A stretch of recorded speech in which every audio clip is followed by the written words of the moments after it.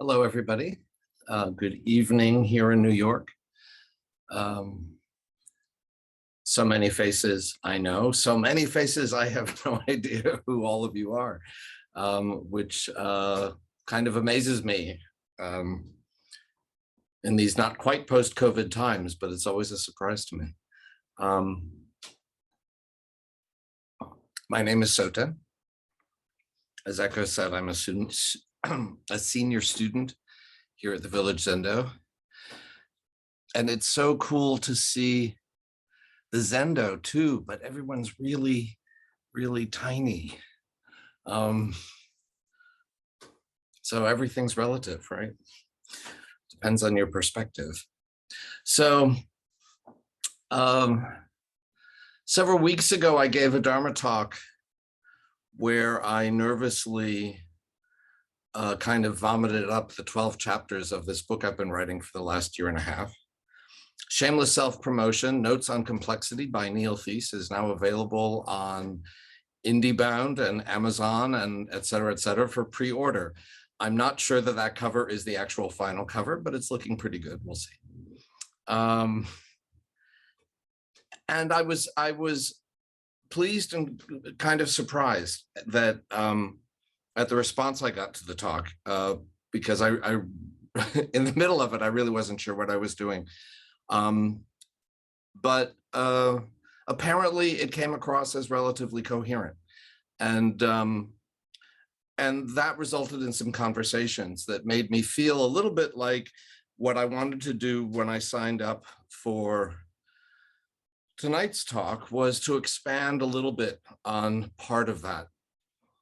And as so often happens with Dharma talks, you think you're going to be talking about this, and then things in the week and the day prior send you over to here. And Myogetsu actually was a trigger for two things I wanted to talk about that are a little bit of shift from what I originally intended. And one of those, which I'll come back to at the end of the talk, is how she mentioned that this week was our beloved and alas missing Dharma teacher and Dharma brother Kaku, whose birthday was this week. And it's always nice to be reminded of him. I don't need a special day for that, but that put me in mind of something else that I wanted to expand on. But the other thing Myogetsu said to me a couple of months ago, one of the first times I actually got to see her in person since COVID, she was talking to me about how this book was going. And when she first heard me talk about complexity theory and Zen Buddhism at the Zendo, which is what the book is about in part, and part of what I spoke about last month, she recalled very clearly how I said that we had science telling us that this is the true nature of reality, and that we had spiritual traditions telling us that this was the true nature of reality. And how can there be two true natures of reality if there's only one reality? And my work to some extent for the last 2 decades has been about showing that those are not two separate views, they're one view. And part of that, as I discussed last time, is going into different spiritual traditions to see what they can contribute to a spiritual, metaphysical, contemplative-based view of reality that complements our scientific and Western philosophical views, and creating some sort of mosaic out of those different traditions. And the ones I talk about in the book and talked about in my last talk were Buddhism, shocking, Jewish mysticism, which is sort of where I hail from, Vedanta, one of the Vedic traditions, and Kashmiri Shaivism, which is also a Vedic tradition, though downstream a bit more. And that these presented complementary views that when you fit them together, suddenly meet the science and the Western philosophy in a comfortable way. But that got me thinking also about the notion that we often have religions sort of juxtaposed against each other. And a lot of the practice of my life has been working with insights I'm getting from different perspectives. And this got me thinking about how that's evolved in 35 years now of Zen practice. And this is something Kaku and I often discussed, because he came from a very professional practice of Christianity. He was a pastor for decades, and yet was a Zen teacher. And through the decades of us talking about this stuff, our views sort of shifted. When I first came to Zen practice, it was because I had discovered Jewish mysticism. And as a middle class, New England, gay, Jewish, firstborn American who didn't really know Hebrew except to read it, but I couldn't understand it, and had never been to yeshiva and didn't start studying anything like Talmud until I was in college. Jewish mysticism was a closed door. And there were strains of Jewish practice that were developing in the 70s, because I'm that old, in particular Jewish renewal, that seemed too untraditional for me to be comfortable with. In general, I tend to be a traditionalist, though I may not come over that way. And so I was hungry for something I had no ability to reach. And in college, a friend of mine gave me a book called The Three Pillars of Zen by Roshi Philip Kapleau, which I became so enthusiastic about that my friends started calling it the throw pillows of Zen, because I kept giving it to people thinking this was like the key to everything.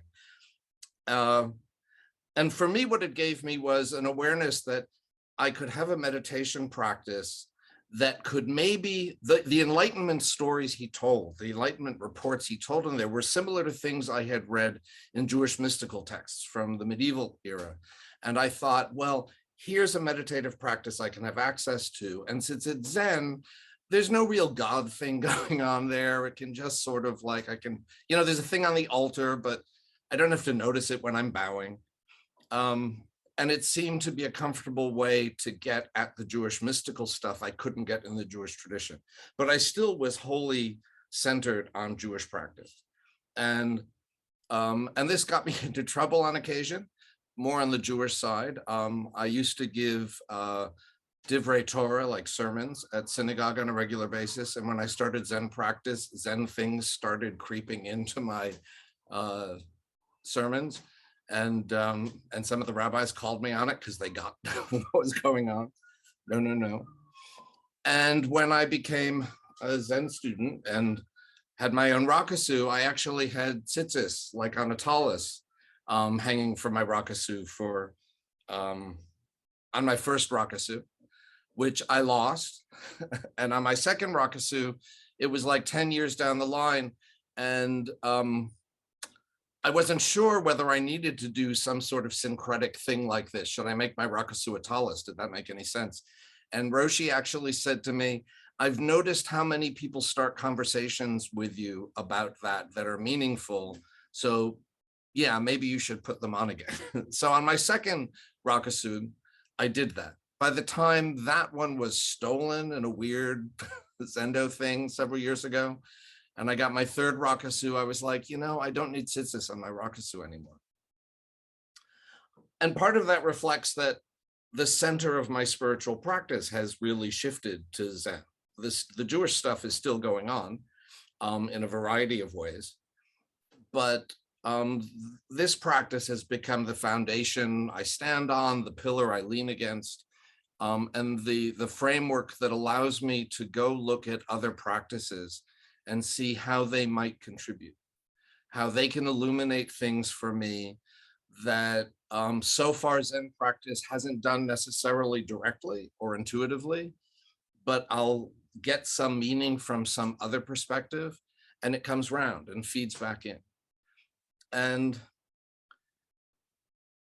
part of the reason I wanted to talk about this is I feel like another thing I've been contemplating lately, just finishing the book, it's sort of a lifetime of practice has poured into this little thing, and how much has changed during that time. When I came to Zen practice, almost everyone I met was a lapsed Jew or a lapsed Christian of one sort or another. And in fact, the fact that I was still an observant Jew was an affront to some people. They got really angry with me that I was, why would you hang on to that? You know, you should let it go. But it seems to me the world has changed now, and people aren't coming in with one background that they're reacting against and choosing another.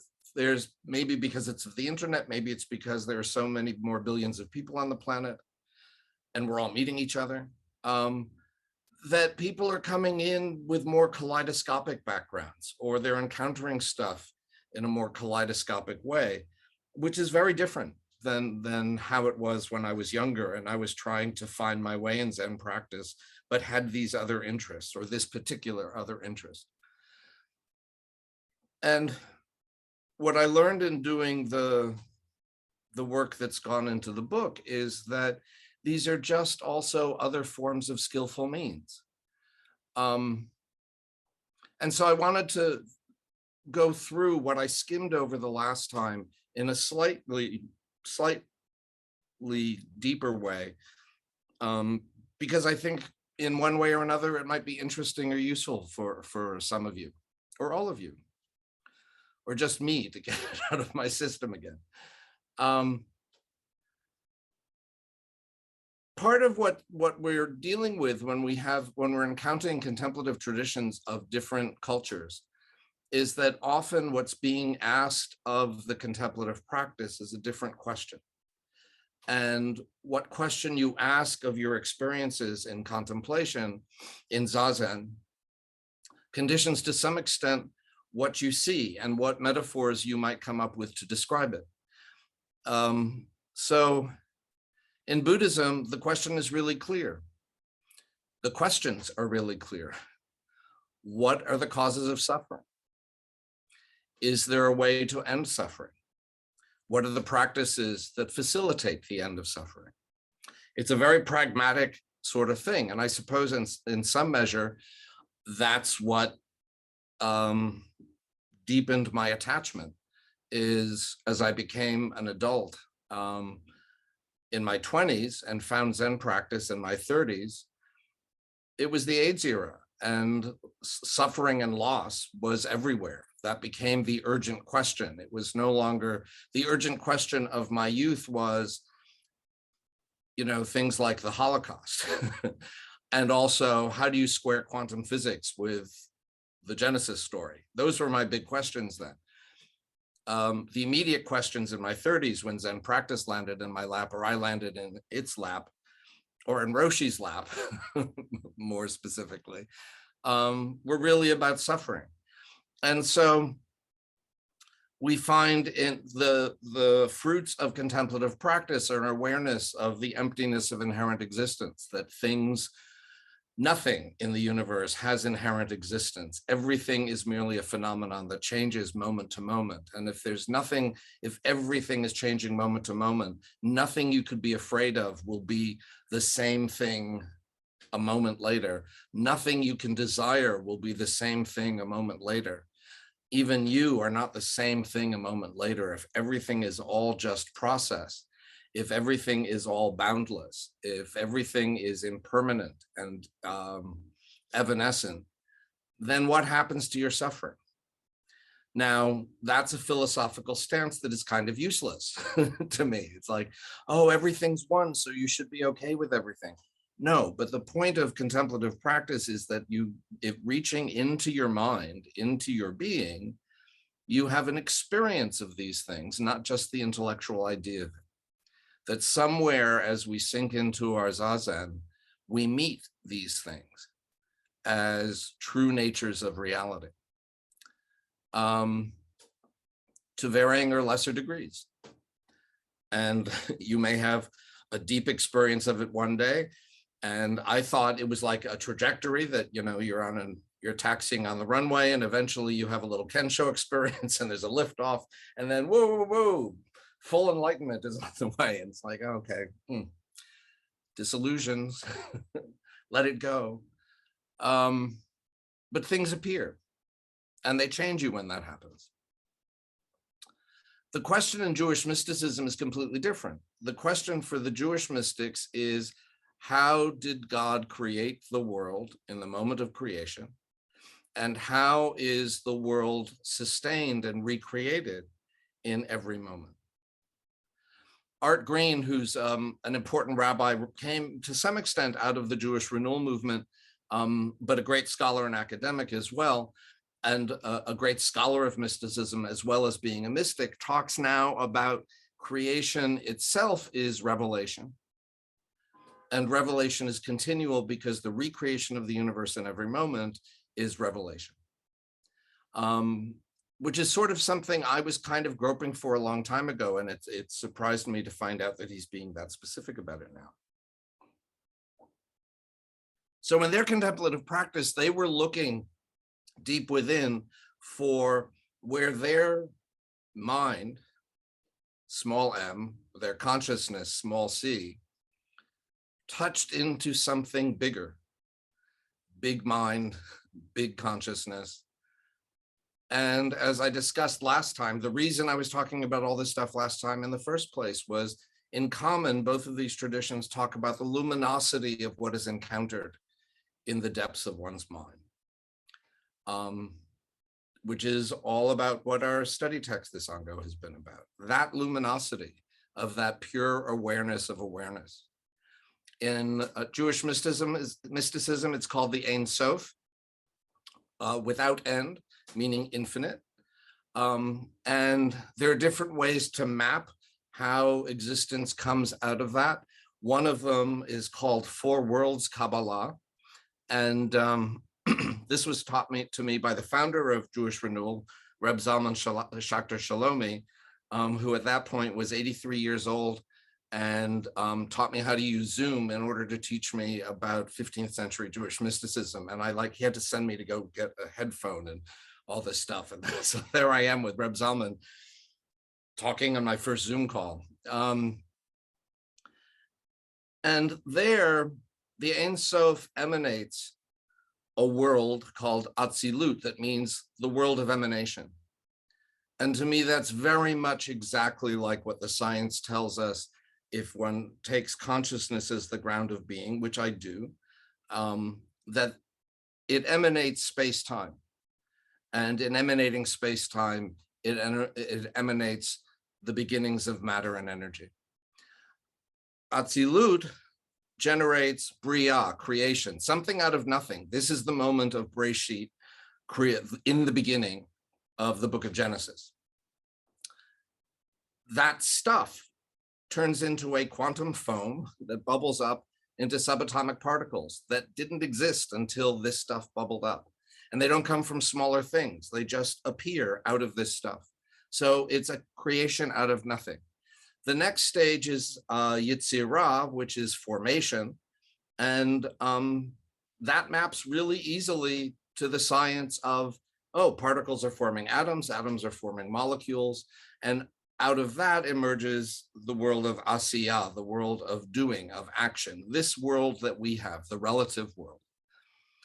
And some of you who may have read or things about Jewish mysticism have heard about the tree of life and the 10 sefirot. Those map in a similar fashion to here. Though those interestingly start to bring in a concept of male and female, that the duality of masculine and feminine is one of the first dualities to emerge from this. Which as a gay kid made me nervous because it was like, oh God, are we gonna have heterosexual metaphors now that are gonna be central to this? So I stayed away from that for a long time. I got over that eventually too.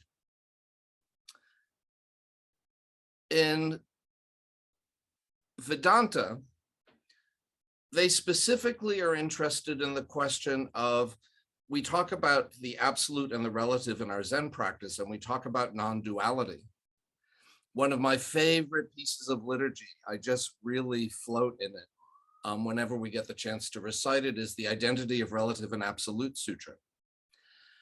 And what we do in Zen practice, it's a little bit different in other Tibetan forms, and maybe it's there in Zen too, but in our Zen practice, as I've experienced it, our way of getting at non-duality is by going back and forth from the absolute to the relative, trying to grasp one, and grasping one, you realize you missed the other. So you go and grasp that and you've missed the other one.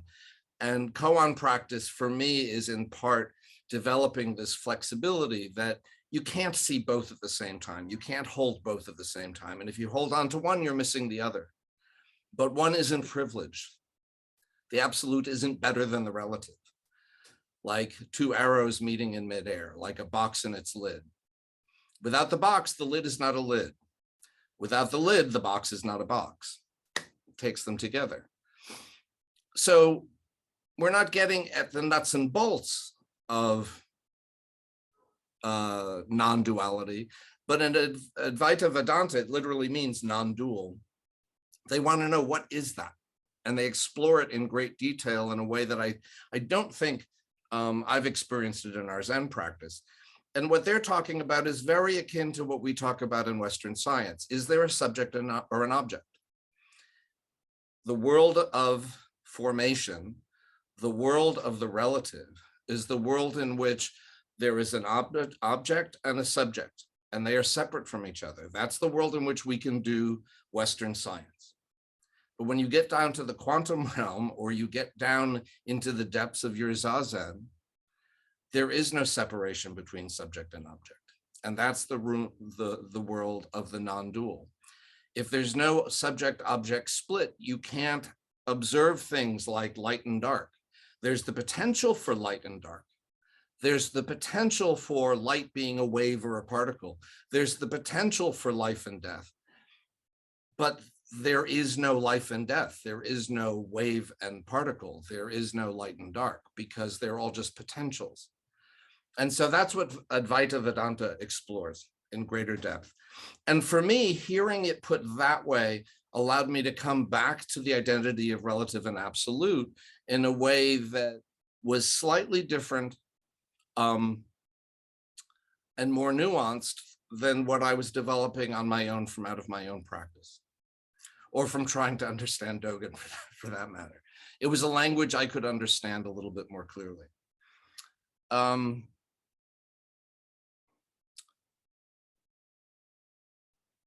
In Kashmiri Shaivism, they go into the depths of how does one transform into the other.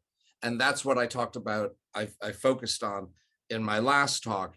It's the way in which they sort of, the subject objects shimmy apart from each other and finally develop a little distance. And since distance requires time and space, that's how you have space-time, and that's how you have matter and energy, and that's how the universe comes into existence. It's very similar to the Atzilut thing in the Jewish mysticism. And so we get this sort of mosaic that seems to fit well. And I think all of this, rather than challenging my Zen spirit, has sort of has enriched it and allowed me to have better conversations about it. I heard Roshi say once that what she found with students who practice koans is that they had it increased their ability to talk about it. And this also has functioned like this for me. So what I want to come back to, though, is something that surprised me, because all of this is sort of me going out and searching and putting it together as a puzzle. Part of my searching during COVID oddly took me into this. Oh, and I was also going to say that in other countries, in other cultures, the comparative religion stuff is a little bit different. Speaking to Shinryu Roshi about his Sangha in Bolivia and discovering, yeah, there are a lot of former Catholics or current Catholics there, but there's even more people involved in shamanic practice who are very connected to other realms of existence that are parallel to ours as direct experiences. And so what's that like for him, encountering that as opposed to encountering Jews and Catholics and Protestants and Muslims here? With Kaku, he was always, all through the years I knew him, we would get into the Christian Jewish stuff as much as where we had commonality with the Zen stuff. And I have a real aversion, I have to say, that's somewhat conditioned, growing up gay and Jewish and a child of Holocaust survivors in Connecticut, that when I hear Christians talking about love, it skeeves me. I hear Jews talking about loving kindness, we're fine. I hear Buddhists talking about compassion, we're fine. When I hear Christians talking about love in America, depends who it is, but still, it sort of gives me problems. And so this was an area where we could not dialogue very easily. The last time I got to see Kaku and hear his voice was on WebEx at a retreat. I think it was a Zazen Kai where he was giving Daishan. And I got to see him. And I came to him with this question I had, because I was wrestling with some of the Jewish mysticism stuff that I was now re-exploring. I got all these books during COVID and ate them and wanted to know what you do with this divinity as male or female, divinity as a reified figure, as having personality. I mean, how did he handle this as a Zen teacher, dealing with Jesus? And he had lost a tooth recently. I think that was part of his end decline. So I was a little fixated on where's that tooth. But he had this incredibly placid look and he just smiled at me. Now, he always smiled at me. We were buddies, but this was really sweet. And he just smiled at me, kind of glowing faintly, as I think he did a lot in those last weeks, months, couple of years. And he said, well, it's all about love. And I was like, no, that's not my question. My question is, how do you deal with deities with personalities and genders and you know, and he just like, it's just about love. And I was like, oh Lord, what am I going to do with this? And that was the koan he gave me. That was the last time we spoke, and it's been working its way through me for the last 2 or 3 years. No, it's not that long, I guess year and a half. It feels that long.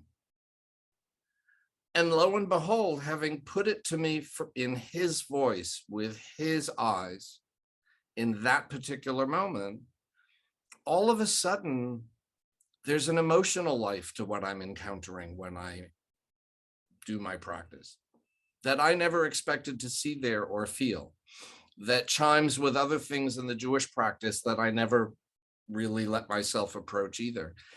And suddenly, somewhere out of the far reaches of his Christian practice, which allowed him to have that language for this aspect of Zen practice, which he, I feel like, transmitted to me in some fashion,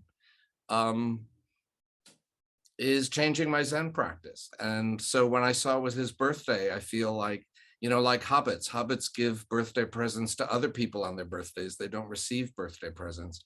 And I'm still unpacking the present Kaku gave me out of the mix of what brought him to eventually become a sensei. And that's where I wanted to head with all of this as of a few hours ago. So thank you for listening.